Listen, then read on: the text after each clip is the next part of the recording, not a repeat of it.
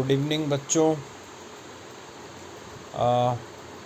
जैसा कि हम लोग क्लास 10 की ज्योग्राफी पढ़ रहे हैं, चैप्टर नंबर 4 एग्रीकल्चर, और अभी तक हम लोगों ने इसके 3 पार्ट्स में अलग अलग टॉपिक्स को डील किया, पढ़ा, समझा। इस समय हम लोगों का जो टॉपिक चल रहा है वो है मेजर क्रॉप्स। मेजर क्रॉप्स में हम लोगों ने पिछले वीडियो में राइस को डिस्कस किया। अब आपको आपकी स्क्रीन पे जो एक और मेन क्रॉप है और एक स्टेपल डाइट है अधिकतर लोगों का, वो है वीट, गेहूँ। तो बच्चों, वीट जो है वो दूसरी मुख्य फसल है भारत की, जो कि बहुत ज़्यादा लोगों द्वारा खपत की जाती है। और वीट प्रोड्यूसिंग एरियाज़ भी भारत में बहुत ज़्यादा हैं, बहुत बड़ा इलाका है।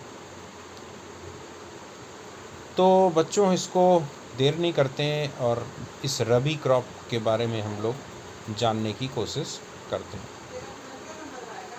This is the second most important cereal crop.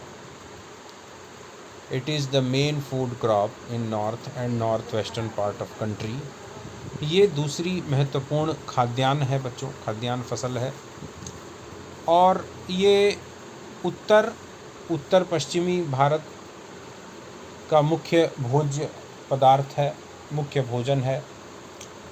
This rabi crop requires a cool growing season and a bright sunshine at the time of ripening. ये जो रबी क्रॉप है, इस फसल को बोने के समय मौसम ठंडा होना चाहिए, और लेकिन जब ये फसल पकने वाली होती है तो उस समय तेज धूप, कहने का मतलब टेम्परेचर धीरे धीरे हाई होते हुए होना चाहिए। It requires 50 to 75 centimetre of annual rainfall evenly distributed over the growing season. इस फसल को 50 से 75 सेंटीमीटर वार्षिक जो वर्षा है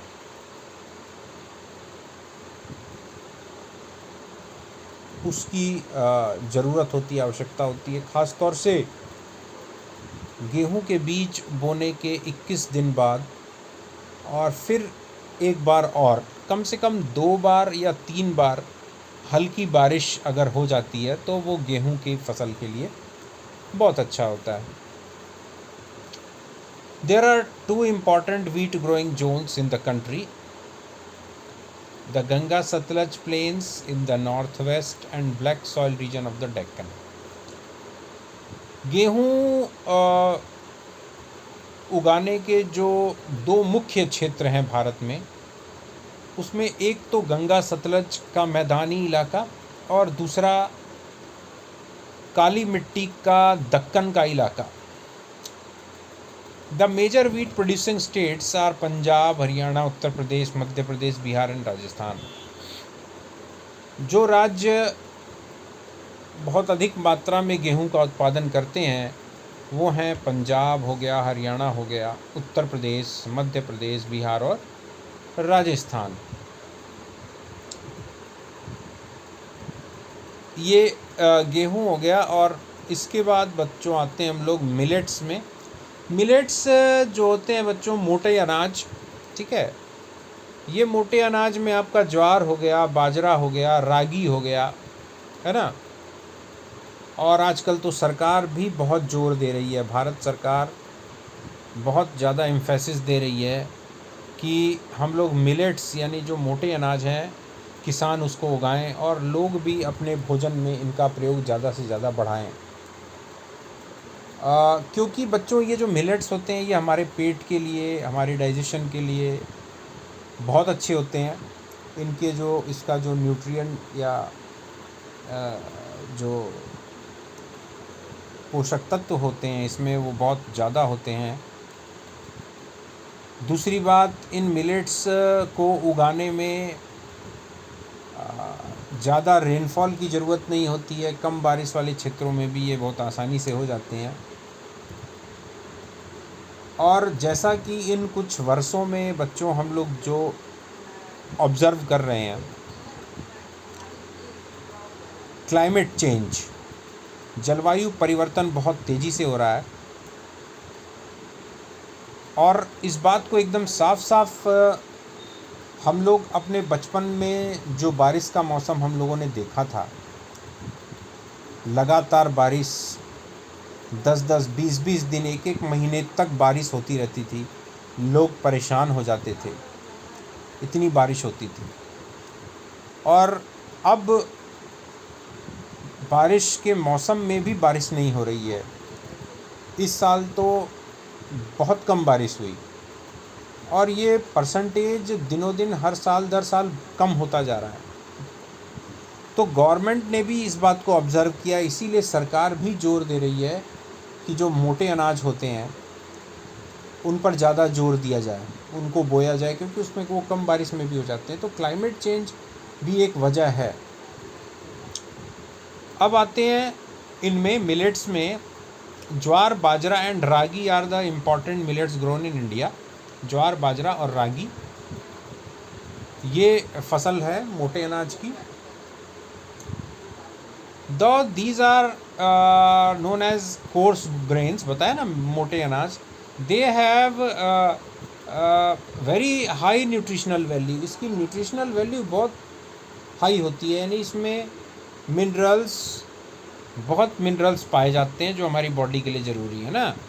for example, ragi is very rich in iron, calcium, other micro nutrients and roughage. ठीक है। Jowar is the third most important food crop with respect to area and production.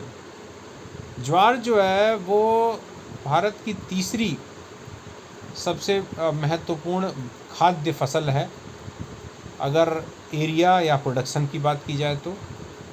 It is a rain fade crop mostly grown in the moist areas which hardly needs irrigation. और ये फसल ऐसी होती है जिसमें पानी की ज़रूरत नहीं होती, हल्की फुल्की बारिश में भी ये फसल हो जाती है। और ख़ास तौर से उन इलाकों में जहाँ बारिश से ही खेती होती है, यानी इरिगेशन की जो अदर फैसिलिटीज़ हैं वो अवेलेबल नहीं है, वहाँ पर ये फसल बहुत होती है। Major jowar producing states are Maharashtra, Karnataka, Andhra Pradesh and Madhya Pradesh. ज्वार जो है वो महाराष्ट्र, कर्नाटक, आंध्र प्रदेश और मध्य प्रदेश में बहुत होता है।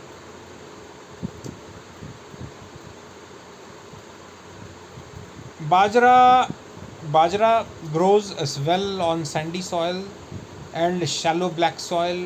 बाजरा जो है बलुई मिट्टी और काली मिट्टी दोनों में हो जाता है। Major bajra producing state are Rajasthan, Uttar Pradesh, Maharashtra, Gujarat and Haryana.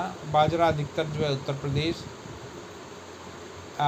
Rajasthan पहले नंबर पे, उत्तर प्रदेश, महाराष्ट्र, गुजरात और हरियाणा इन राज्यों में होता है।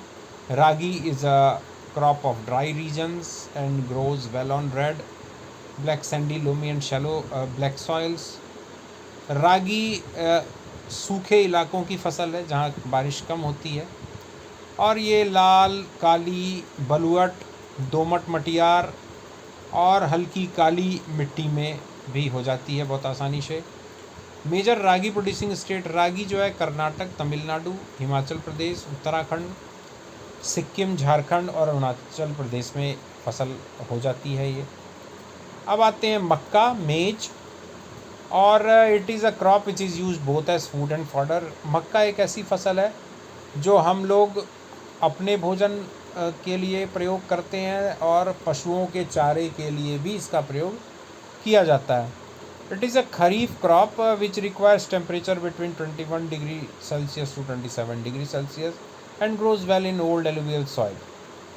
ये एक खरीफ की फसल है बच्चों, और जो इस फसल को बोने और इसके बढ़ने में 21 से 27 डिग्री सेंटीग्रेड तापमान होता है, और ये पुरानी जो एलुवियल सॉइल होती है उसमें ये बहुत अच्छी होती है। इन सम स्टेट लाइक बिहार मेज is grown in rabi season also. Bihar में ये रबी के मौसम में भी बोई जाती है। Use of modern inputs such as HYV seeds, fertilisers and irrigation have contributed to the increasing production of maize. HYV seed का यूज़ किया जाता है, हाई यील्डिंग वैरायटी सीड, यानी उन्नत किस्म के बीज, और रासायनिक खाद, सिंचाई की जो अलग अलग व्यवस्थाएं हैं, इसके कारण मेज का प्रोडक्शन बहुत बढ़ा है। Major maize producing states are Karnataka, Madhya Pradesh, Uttar Pradesh, Bihar, Andhra Pradesh and Telangana.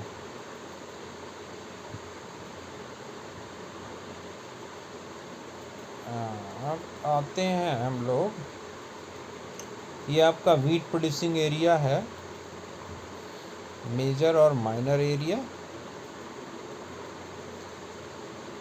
हाँ,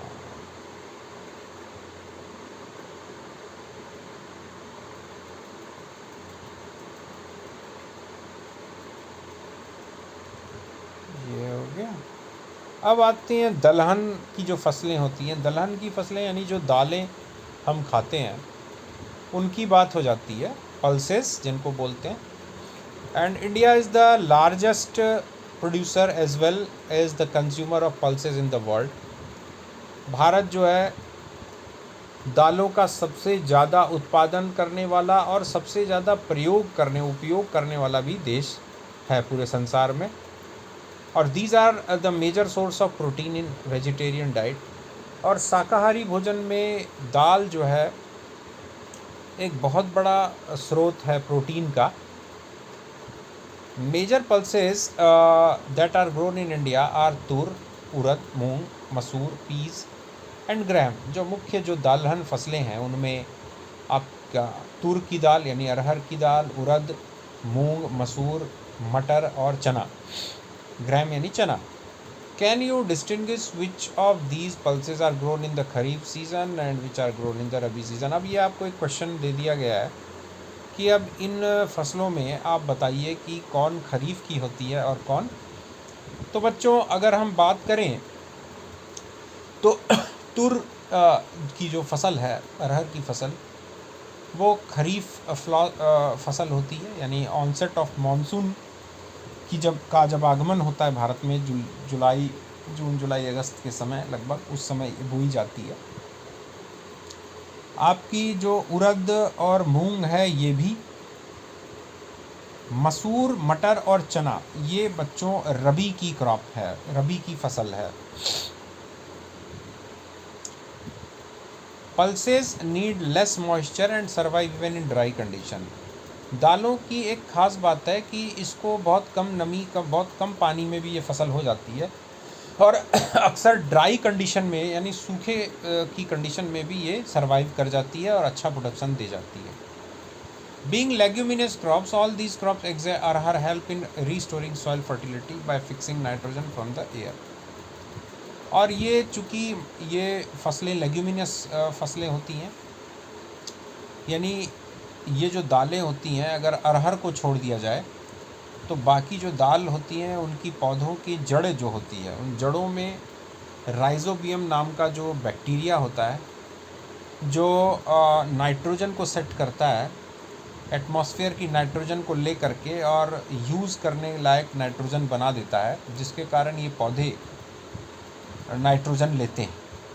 तो ये एक तरह से मिट्टी की जो फर्टिलिटी है उसको भी बढ़ाती हैं ये दालों की फसलें।